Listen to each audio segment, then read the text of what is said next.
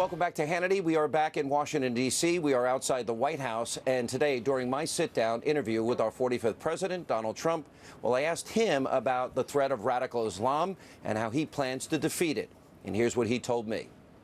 One of the problems we have is evil in our time. True. Winston Churchill dealt with evil in his time. Yeah, Roosevelt dealt with evil in his time. My father fought in World War II. But they had evil with uniforms on. That's true. Okay? This is different. We have evil that lurks around the corner without the uniforms. Ours is harder because the people that we're going against, they don't wear uniforms.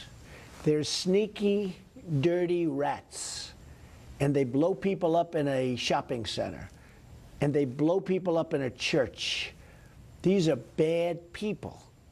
When you're fighting Germany and they had their uniforms, and Japan and they had their uniforms, and they had their flags on the plane and the whole thing, we are fighting sneaky rats right now that are sick and demented, and we're going to win. Waterboarding black sites came up in your interview last night, and I was thinking, if I had an opportunity to speak with David Muir, I'd say, okay, two guys go into your house, they kidnap your child, one guy gets away with your child, you tackle the other guy. That guy knows where your child is.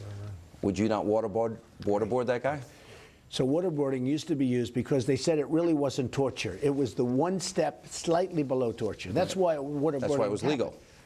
I mean, torture is real torture. Okay, waterboarding is, I'm sure it's not pleasant, but waterboarding was just short of torture.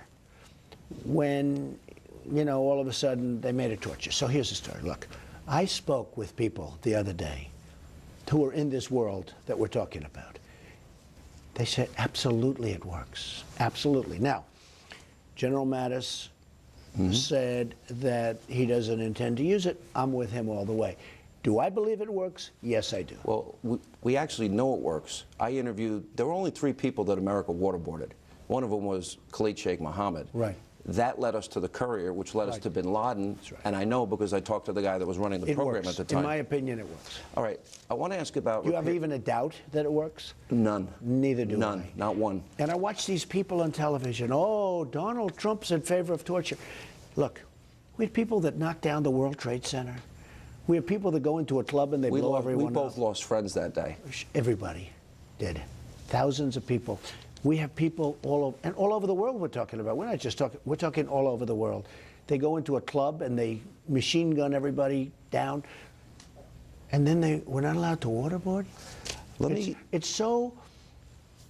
It seems so foolish and so naive, but this is what we have to put up with. But here's the story. I would ask David Muir, if they kidnapped your kid, and you had one of the kidnappers, what would you do to get the location of your child? Or do you want him to talk in 48 hours from now by being nice to him? Okay? It's over. Okay? At that point. And by that time, it's too late.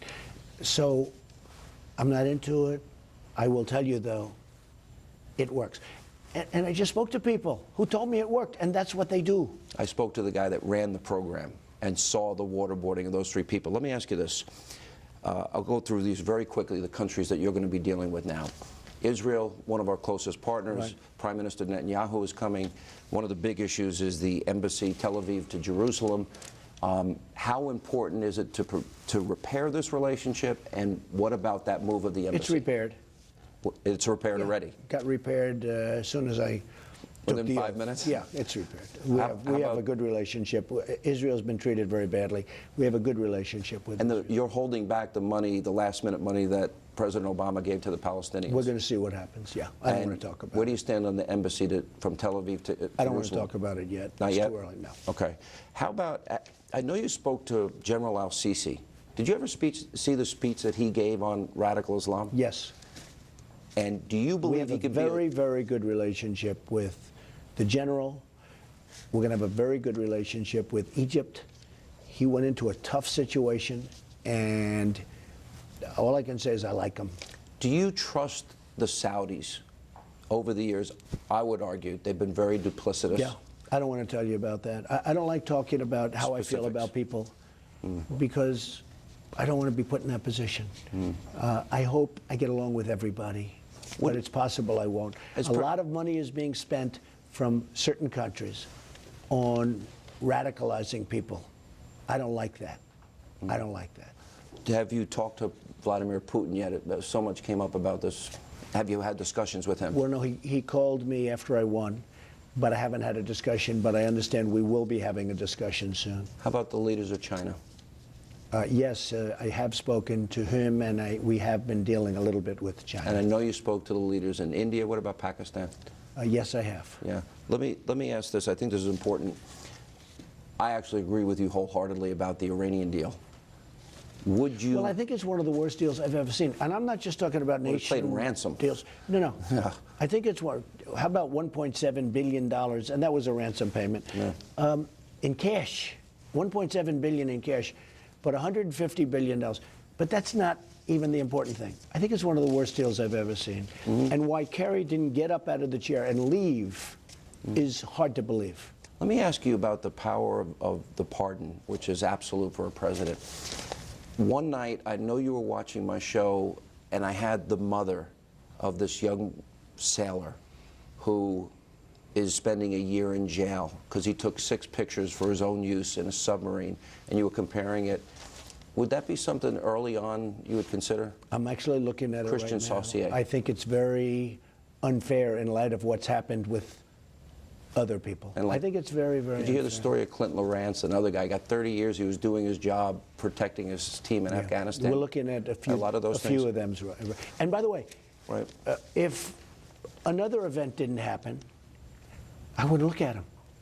But how can you have somebody else get away with such a tremendous amount, and then this person who takes a picture of his desk on an old submachine? Look, if China or Russia wanted information on that submarine, they've had it for many years. They have. That I can tell you. When you saw the Women's March this weekend and you hear Madonna say, I thought an awful lot about blowing up the White House.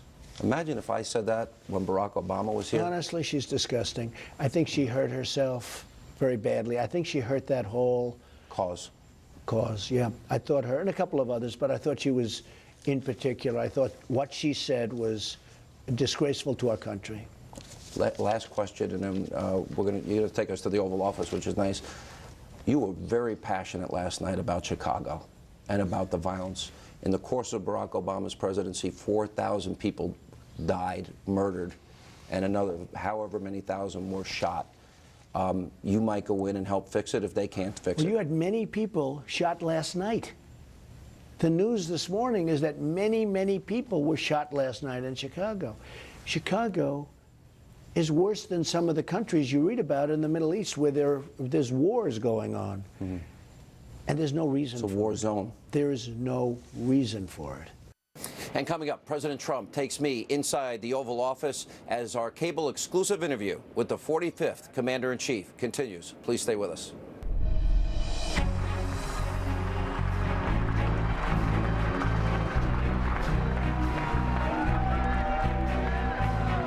We will get our people off of welfare and back to work, rebuilding our country with American hands and American labor. From this day forward, it's going to be only America first. We're bringing manufacturing back to the United States, and it's happening big league. Toyota will reportedly invest $600 million into a factory in Indiana. The company is also going to add 400 jobs. This is on a string of others. Foxconn, partnered with Apple, is considering a $7 billion plant in America, 30,000 jobs here.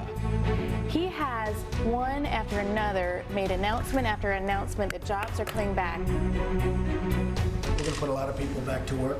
We're going to use common sense. We're going to do it the way it's supposed to be done. Together, we will make America strong again. We will make America wealthy again.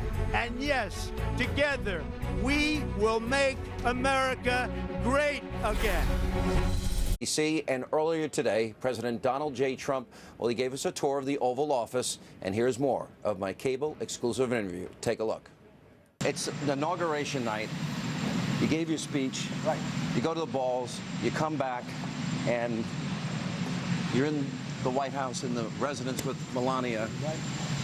And by the way, that's Marine One right there. That is right. And so my question is, what'd you say? What are you thinking? Well, it was a beautiful evening. It was an incredible day. People liked the speech, which was good. Yeah. It's just somewhat of a surreal experience, to be honest with you. I'm sure. But I don't have too much time to think about it because there's so many things to do, so many problems to solve. You know, That's not bad. What a beautiful helicopter. Yeah, it's beautiful. We're a country that has some difficulty, to put it mildly, some very difficult situations. But we'll get them straightened out. I have known you for years, and on a personal level, whenever I've ever talked to you, it's either 11 p.m., 12 midnight, 1 a.m., or 5 or 6 a.m. You're a workaholic. Well, I like working. I don't think I'm a workaholic. I just like what I'm doing. I don't go too much with the vacations because I'm bored. You get bored on vacation? And the good thing about this, I have plenty to do. Yeah, so you're busy now. There's plenty to do. So the ultimate, I would say. Hard on your family. For example, I met your son, your 10-year-old. What a wonderful, smart, charming kid. And then they attack him. That's got to hurt you and Well, Melania. Saturday Night Live, a person from Saturday Night Live was terrible. It's a failing show. It's not funny. Alec Baldwin's a disaster. He's terrible on the show. And by the way, I don't mind some humor, but terrible. But for them to attack, for NBC to attack my 10-year-old son is a disgrace. And he's a great kid. And he's a great him. boy. And it's not an easy thing for him. Believe me. I know you talked a little bit about this, the nuclear codes. How long was that meeting? How in-depth is it? Well, Please, I don't go into it. you? I can tell you, though, that's serious stuff. And when you see the kind of destruction that's explained to you, you realize that getting along with people is a very good thing. And that's when you said about Putin. If we can get along, we'll get along. If I don't know Putin, but if we can get along with Russia, that's a great thing. It's good for Russia. It's good for us. We go out together and knock the hell out of ISIS, because that's a real sickness. You know, the whole ISIS thing is a real sickness. But if we get along with Russia and other countries, not just, we should get along with everybody if we can. Now, in some cases you won't be able to, but we got to try. In many cases, it's going to be harder with. I've always said there's a clash of culture or civilizations. You know, countries that practice Sharia. By the way, we're in the Oval Office. This is the Oval Office. It's a great statue of That's Lincoln. Abraham Lincoln. By the way, the bust. There's the bust. The bust of Martin Luther King, which was falsely reported that it was taken out of the office. When I arrived, it was immediately taken out. These are lying people. These are bad people. And Martin Luther King is here, will always be here. And the apology was this. Yeah. Did you pick And look every who's painting above. in here? Look, Alexander Hamilton, Thomas Jefferson. We get a shot of these. I did. You picked every painting? I moved paintings around the White House. I just thought it would be great. So we have George Washington, Honest Abe Lincoln. You have Andrew Jackson, who they say was the most like my campaign because his was a vicious campaign. It was a pretty rough campaign. We have a book on Adams and Jefferson. That was the most vicious campaign in the history of our country until this campaign. When you first walk in this office every day and you think of it, It's great. Just take a look. And look at my desk. Papers. You don't see presidents with I them got on their one desk. question about the desk, and you have Ivanka and Jared have young kids. Are we going to see one of the young kids maybe crawling through there? Could be. I think that's John a good F. Kennedy idea Jr.? before they get too old. Yeah. But that was John. That's a secret door Yeah. in that desk, and that was a famous picture. Why did you pick that desk? Well, it was Ronald Reagan. It was a lot of great presidents, actually. FDR, Roosevelt. We've had a lot of great presidents using this desk, and I thought that would be the appropriate desk. You know, when I came here, you have a right to use your desk and this, and you can pick. They have like 7 desks. You were very impressed with your phones too. Well, I have great phones. I have phones that, let me tell you, the technology that we have in this country is incredible. Unfortunately, perhaps we don't use it, but Well, we need to. it is great. And the experts that do this work, we have really brilliant people doing it. I assume you're going to be putting. There's a picture of your father. that Picture you of just my added. father, right? That wasn't there That's right. yesterday. No, it wasn't. I just added that. That's Yeah. good. You know that, huh? did notice Well, that. you picked that up fast. And why did you choose the rug of Reagan? You could have also designed